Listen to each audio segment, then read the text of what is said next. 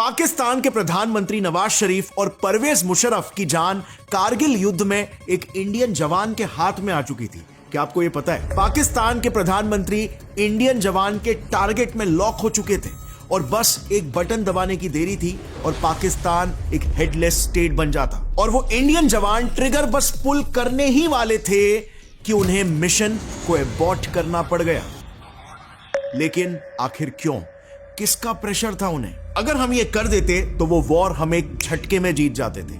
फिर भी इस मिशन को एबॉर्ट क्यों किया गया? कल ही यानी कि 26 जुलाई 2024 को कारगिल विजय दिवस की सिल्वर जुबली थी। हम शांति चाहते हैं, ये तो दुनिया ने देखा। अब दुनिया ये देखेगी कि हम शांति की रक्षा के लिए और अपनी शक्ति का भी प्रदर्शन कर सकते हैं। इस जंग के ऊपर वैसे तो कई सारी मूवीज भी बनी है, लेकिन आज तक हमसे इसकी बहुत सारी एक्चुअल घटनाओं को ना छुपाया गया। हम सब ने सुना है कि कारगिल वॉर होने के पीछे रॉ का एक बहुत ही बड़ा इंटेल फेलियर था, लेकिन बहुत ही कम लोगों को यह पता होगा कि इस वॉर को जीतने में भी रॉ का ही बहुत बड़ा हाथ था। क्या आप जानते हो टिबेटन रेफ्यूजीज का एक सीक्रेट स्पेशल फ्रंटियर फोर्स था जिसे डायरेक्टली रॉ ने ट्रेन किया था, और वो रेफ्यूजीज जो उस टेरेन के कॉम्बैट में स्पेशलाइज थे उन्होंने भी हमारे लिए वॉर लड़ा था। लेकिन अब तक इस स्पेशल फोर्स के बारे में पीएम को छोड़कर किसी को भी नहीं पता था। इनफैक्ट ये फोर्स आज तक एक्टिव भी है, लेकिन फिर भी इनके बारे में कोई बात क्यों नहीं करता? आखिर क्यों? एक घटना, कारगिल वॉर के बीच में ही एक ऐसा दौर आया था जब Pakistani army literally war almost जीत ही चुकी थी। उनका पलड़ा काफी भारी हो चुका था, लेकिन फिर आर्म्ड फोर्सेस ने मिलकर आखिर ऐसा क्या किया कि बाजी तुरंत पलट गई और वॉर अंत में हमने जीत लिया। एंड यस, मैं आर्म्ड फोर्सेस इसलिए बोल रहा हूं बिकॉज डेफिनेटली हमारी आर्मी को वॉर जिताने का एक बड़ा क्रेडिट तो मिलता ही है, लेकिन आज भी हमें इंडियन नेवी के ऑपरेशन तलवार और इंडियन एयरफोर्स के ऑपरेशन सफेद सागर के बड़े कॉन्ट्रीब्यूशंस के बारे में पता ही नहीं है, जिस वजह से ही ये वॉर हम जीत भी पाए इन द फर्स्ट प्लेस। और इन्हीं अनकही और अनसुनी कहानियां, हमारे जवानों की बहादुरी की गाथाओं को हम आज के इस Kargil untold stories special tribute video में जानेंगे, जिसमें से कुछ कहानियां तो ऐसी है जिसने लिटरली मेरे रोंगटे तक खड़े कर दिए।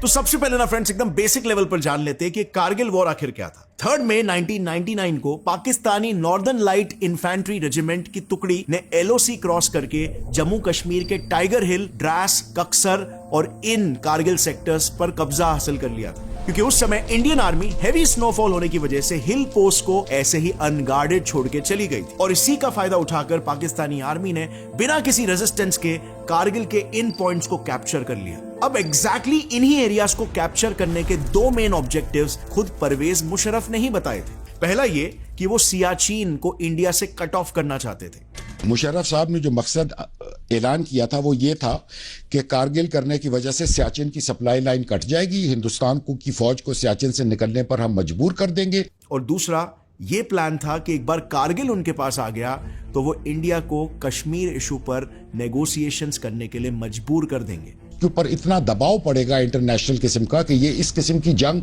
2 एटमी रियासतों में फैल सकती है, और उस दबाव की वजह से वो कश्मीर पर मानी खेज मुज़ाकरात करने के लिए आमादा। अब यहां पर एक मजे की बात जानते हो फ्रेंड्स, इंडिया में कारगिल वॉर को रॉ का एक इंटेल फेलियर बताया जाता है, राइट?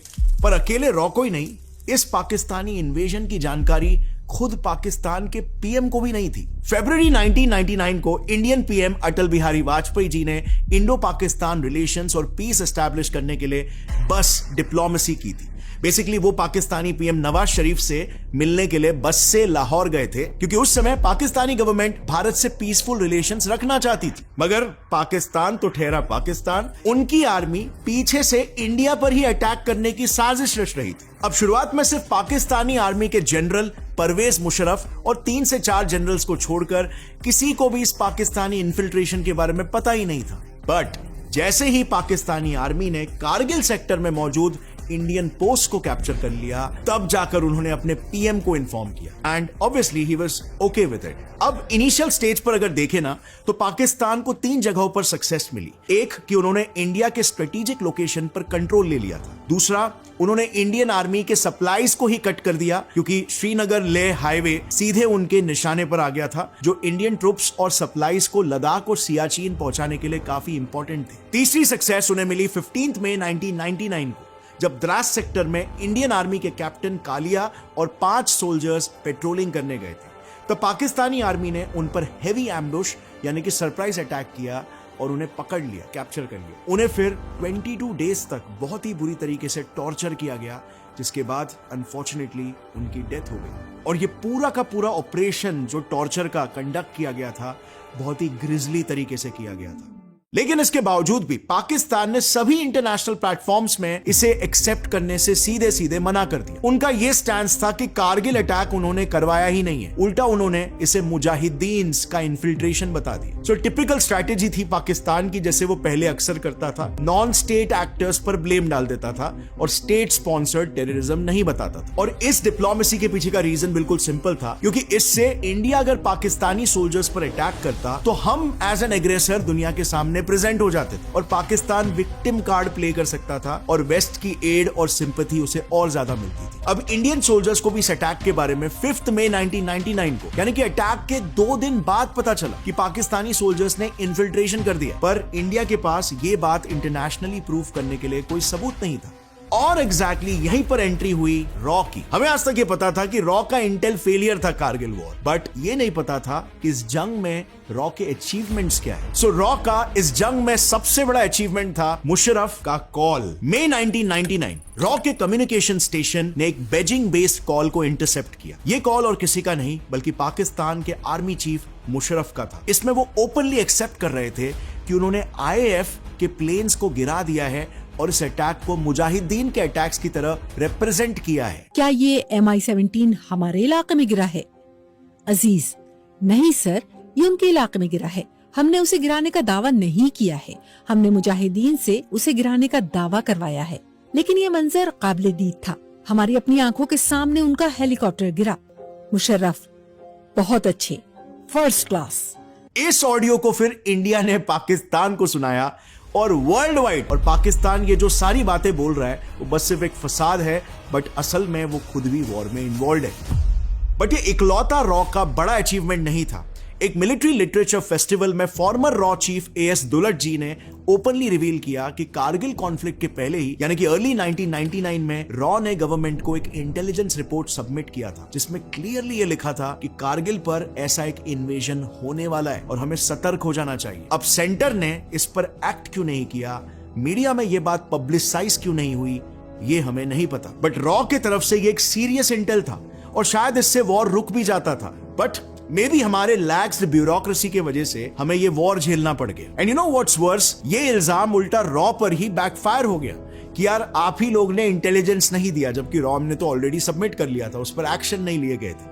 अब तीसरी अचीवमेंट सिर्फ रॉ की नहीं बल्कि हमारे देश की भी एक काफी इंटरेस्टिंग कहानी है। क्या आप जानते हो टिबेटन रेफ्यूजीज ने इंडिया को पहली कारगिल की जीत दिलाई थी? यस, टिबेटन्स ने लिटरली इंडिया के लिए लड़ा था। So 1999 में रॉ ने 80 टिबेटन्स की एक स्पेशल फ्रंटियर फोर्स बनाई थी, जिनके मदद से उन्होंने कारगिल में पहला सक्सेसफुल काउंटर स्ट्राइक कंडक्ट किया था। लेकिन इसमें उनके कुछ ऑफिसर शहीद हो गए थे। अब इंडिया के लिए जान देने के बावजूद भी मार्टर्स लिस्ट में उनका नाम तक नहीं लिखा गया था। इवन उनकी वीरता को रिकॉग्नाइज करने के लिए एक सेरेमनी तक नहीं रखी गई। सो इस सबसे फ्रस्ट्रेट होकर एट लास्ट एक टॉप रॉ ऑफिसर, जिनका कोड नेम रहमान था, उन्होंने इंडिया के तब के NSA ब्रिजेश मिश्रा जी से रॉ के काम को और टिबेटन्स के काम को एक्नॉलेज करने की रिक्वेस्ट की, बट रिपोर्ट्स के हिसाब से NSA ने मुंह पर ही मना कर दिया। बट फिर ये बात PM अटल जी को पता चली और उन्होंने तब जाकर उन ऑफिसर्स को सीक्रेटली गैलेंट्री अवार्ड से ऑनर किया। अब ये स्पेशल फ्रंटियर फोर्स कौन है जानते हो? वेल, ये फोर्स इंडिया की मोस्ट मिस्टीरियस आर्म्ड यूनिट है, जिसके बारे में PM को छोड़कर देश में किसी को नहीं पता। इनफैक्ट ये आज तक आर्मी के कमांड में नहीं है, रॉ के अंडर ऑपरेट होती है। इस यूनिट को 14 नवंबर 1962 में रॉ और CIA ने मिलकर एस्टैब्लिशमेंट 22 नाम के एक प्रोजेक्ट के तहत बनाया था, जिसमें खंपा कम्युनिटी के 5000 टिबेटन रेफ्यूजीज को देहरादून में ट्रेन करके इस फोर्स को शुरू किया गया था। इनका मेन काम वैसे तो था चाइना के खिलाफ इंटेलिजेंस गैदर करना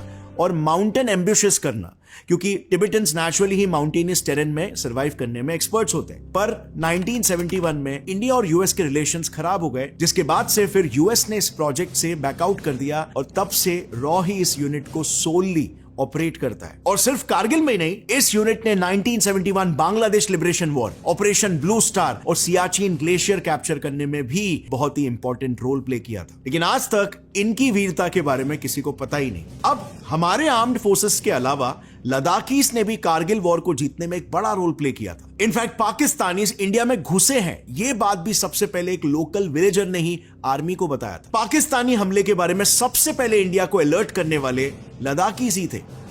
तो मेरा यहाँ गुम हुआ था, शक को ढूंढने के लिए गया था मैं गरखो नाले की तरफ, अपने गाँव के नाले में।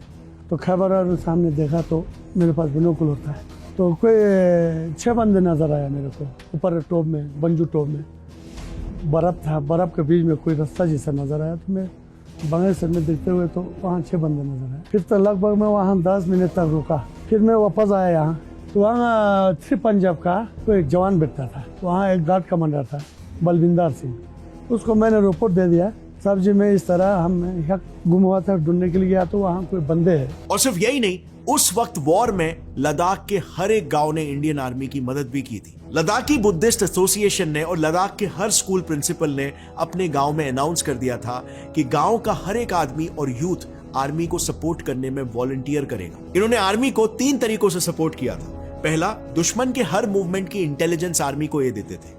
दूसरा, लॉजिस्टिक्स यानी कि सामान पहुंचाने में आर्मी की ये मदद करते थे। और तीसरा, जरूरत पड़ने पर ये आर्मी को खाना भी देते थे। अब ये सब के अलावा हमारे इंडियन आर्मी के ऑपरेशन विजय की कहानियां तो बहुत ही मशहूर है। इस पर तो शेरशाह जैसी मूवीज भी बन चुकी है। इंडियन आर्मी का हमारी जीत में सबसे बड़ा रोल रहा है, क्योंकि उन्हें लिटरली एक बहुत ही ऊंचे पहाड़ पॉइंट 4875 में चढ़ना था, वो भी ऑपोजिट साइड से, यानी कि नीचे से ऊपर, और ऊपर दुश्मन बैठे थे जो कि तेज गोलीबारी मिसाइल्स छोड़ रहे थे, पत्थरबाजी कर रहे थे। और इसके बाद भी हमारी आर्मी अगेंस्ट ऑल टाइड्स ऊपर चढ़कर उन्हें कॉम्बैट कर रही थी। लेकिन हमने कभी भी कारगिल के दौरान इंडियन नेवी और एयरफोर्स का क्या रोल था, इसके बारे में कहानियां नहीं सुनी है, इनके कॉन्ट्रीब्यूशंस के बारे में नहीं जाना है। सो कारगिल वॉर के दौरान इंडियन नेवी ने पाकिस्तान को बड़े ही स्ट्रेटेजिकली पाकिस्तान के कराची पोर्ट को ब्लॉक कर दिया था, जिस एक ब्लॉकेट से इंडियन आर्मी पर लॉन्च होने वाले मिसाइल्स एकदम से रुक गए। दरअसल उस वक्त इंडियन नेवी ने एक नॉर्थ कोरियन कार्गो शिप जो पाकिस्तान के लिए मिसाइल्स और स्पेयर पार्ट्स ले जा रही थी, उसे इंटरसेप्ट कर लिया था, यानी कि पकड़ लिया था। ये weapons China North Korean route के जरिए पाकिस्तान को पहुंचाना चाहता था, क्योंकि पाकिस्तान ने अपने दोस्त चाइना से हथियारों की मदद मांगी थी। पर ये सारे हथियार पाकिस्तान तक इसीलिए नहीं पहुंच पाए क्योंकि मई 1999 में इंडियन नेवी ने अपनी yearly war exercise summer x को बे ऑफ बंगाल से शिफ्ट करके बड़ी स्ट्रेटेजिकली अरेबियन सी में कर दिया था।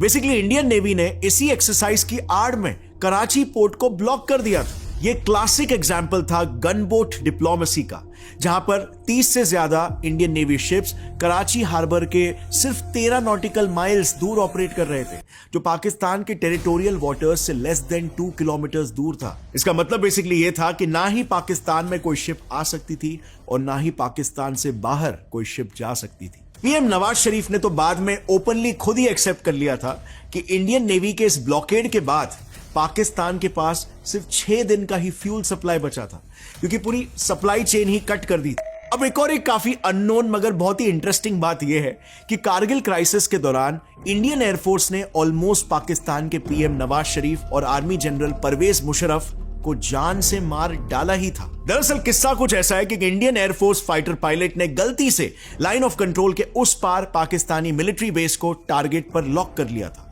और बस वो बॉम्ब गिराने ही वाले थे, लेकिन उन्हें अपने सीनियर ऑफिसर्स से इसकी परमिशन नहीं मिली, क्योंकि Indian government line of control के यानी कि बॉर्डर के उस पार अटैक्स नहीं करना चाहती थी।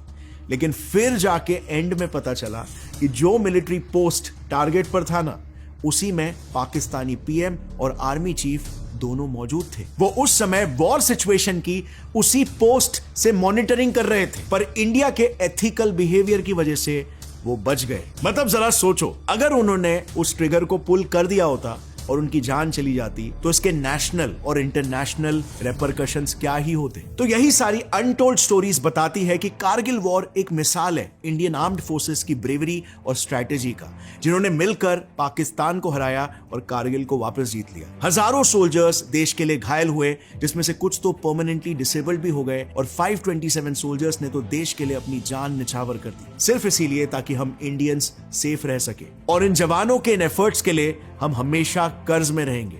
और इसीलिए इस कारगिल दिवस पर मेरा हमारे सभी शहीद जवानों को शत शत नमन है। और इन्हीं अनटोल्ड स्टोरीज को बताकर उन अनसंग हीरोज को लाइमलाइट में लाना, यही हमारे इस वीडियो के द्वारा उन्हें ट्रिब्यूट है। और ऐसे ही कई और स्टोरीज है जो खुद कारगिल वेटरन कैप्टन विजय नायर जी ने भी मेरे साथ पर्सनली शेयर किए थे, जो बाय द वे सिर्फ 22 साल के थे जब वो ऑपरेशन तलवार के थ्रू इस वॉर का हिस्सा बने थे। कैप्टन विजय नायर का खुद का पर्सनल कारगिल वॉर का क्या एक्सपीरियंस था, आप उसे यहां पर इस पॉडकास्ट में चेक कर सकते हो, यहां पर क्लिक करके। उन्होंने कारगिल वॉर के बारे में और इंडियन मिलिट्री के बारे में काफी इंटरेस्टिंग फैक्ट्स भी शेयर किए हैं जो कि मोस्ट ऑफ द लोगों को नहीं पता होंगे। आप तो कारगिल वॉर मेडल पहनते हो, विजय स्टार, बट नेवी साला जहाज लेकर कैसे पहुंच गया वहां पर हिल पे, you know, that is the understanding of people कि जो भी 6 लोग थे वो लोग, उनकी आंखें निकाल दी, उनके पूरे दांत तोड़ दिए, 32 दांत, उनके बदन पर 200 से 300 सिगरेट के बट्स के मार्क थे हर एक बंदे का, एंड इवन जेनिटल्स जो है वो तक काट दिए। That was the inhuman thing they did. Admiral Sushil Kumar was very clear कि दुनिया को अनाउंस कर दो we are here, and nobody expected Indian navy will do this. Suddenly ये team is sending proposal for huge containers of डब्बे condoms का, तो फिर यहाँ साले नेवल हेडक्वार्टर्स में परेशान, ये लोग क्या करने भेजा, कर क्या रहे लोग करके ना, दे स्टार्टेड आस्किंग कि bastards what are you doing करके, यू नो। अगर इस वीडियो से फ्रेंड्स आपको कुछ भी नई बात जानने मिली तो इस वीडियो को जितना हो सके अपने फ्रेंड्स एंड फैमिली मेंबर्स के साथ शेयर करना, ताकि उन्हें भी इन अनटोल्ड स्टोरीज के बारे में पता चले और वो भी हमारे जवानों की वीरता को एक्नॉलेज करें। मिलते हैं अगले वीडियो में, तब तक के लिए एज ऑलवेज टेक केयर, जय हिंद।